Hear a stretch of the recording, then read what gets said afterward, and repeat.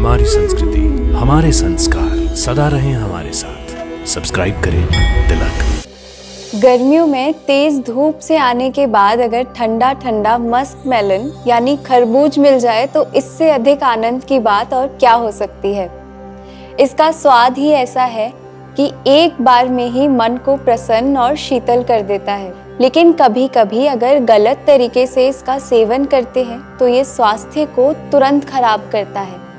कौन सा खरबूज हमें खाना चाहिए, कैसे खाना है, इसके आयुर्वेदिक गुण क्या है, इसके बारे में आज हम जानेंगे।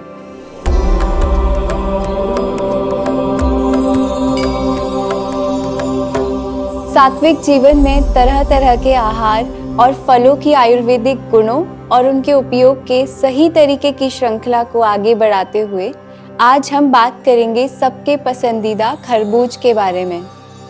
खरबूज को संस्कृत में हम दशांगुल कहते हैं। ये फल बहुत ही स्वादिष्ट होता है और साथ ही साथ बहुत शीतल भी होता है। पर इसके इन गुणों के बारे में तो हम सभी जानते हैं। आयुर्वेद में इसके और भी लाभों के बारे में बताया गया है। भाव प्रकाश में दशांगुल के लिए कहा गया है, खरबूजम मूत्रलम बल्यम कोष्ठ शुद्धिकरम गुरु स्निग्धम स्वाद उत्तरम शीतम वृष्यम पित्त अनिलापहम। यानी ये मूत्रजनक है और गर्मियों में पानी की कमी से यूटीआई यानी यूरिनरी ट्रैक्ट इन्फेक्शन, मूत्र मार्ग में जलन होना, पथरी की दिक्कत को दूर करने में खरबूज का सेवन फायदेमंद है। ये बलकारक भी है और ग्रीष्म ऋतु आदान काल की ऋतु है। ये वो समय है जब सूर्य का ताप बहुत अधिक रहता है और धरती के जलीयांश और ऊर्जा दोनों को कम करता है। इसलिए सभी गर्मियों में थोड़ा सा काम करने के बाद ही थका हुआ महसूस करते हैं। ऐसे में स्वादिष्ट और जलीयांश की पूर्ति करने वाला और ताकत देने वाला ये फल बहुत फायदेमंद है। पचने में थोड़ा सा भारी है पर कोष्ठ शुद्धिकरण करता है यानी डाइजेस्टिव ट्रैक्ट को डिटॉक्सिफाई करता है। इसमें स्निग्ध गुण भी है जिससे गर्मियों में बढ़े हुए वात दोष को ये कम करता है और शीतल गुण से पित्त दोष का शमन करता है। पर ये सभी गुण और लाभ आपको तभी मिलेंगे जब आप सेवन करेंगे मधुर रस युक्त खरबूज का। अगर आपने ऐसे खरबूज का सेवन किया जिसमें मधुरता के साथ साथ अम्लता है, थोड़ा खट्टापन है और थोड़ा क्षारीय भी है, तो इस तरह का फल आपकी सेहत को खराब करेगा। इसके लिए आयुर्वेद में कहा गया है, तेषु यच्च अम्ल मधुरम स क्षारंच रसाद भवेत् रक्त पित्त करम ततु मूत्र कृच्छ करम परम।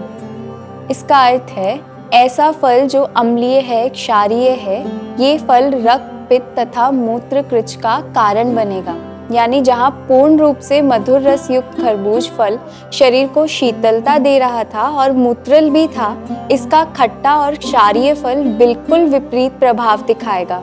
इसलिए हमेशा पके हुए मधुर रस युक्त खरबूज फल का ही प्रयोग करें। खरबूज के फल ही नहीं, इसके बीज भी स्वास्थ्य के लिए बहुत अच्छे होते हैं। इसके बीजों का भी चिकित्सा में प्रयोग किया जाता है।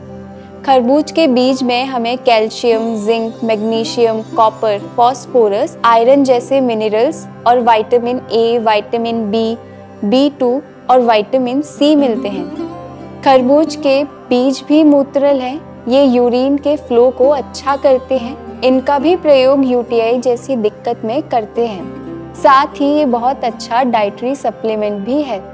इसका सलाद में या रोस्ट करके उपयोग किया जाता है। यानी खरबूज के फल और इसके बीज दोनों ही बहुत काम के हैं।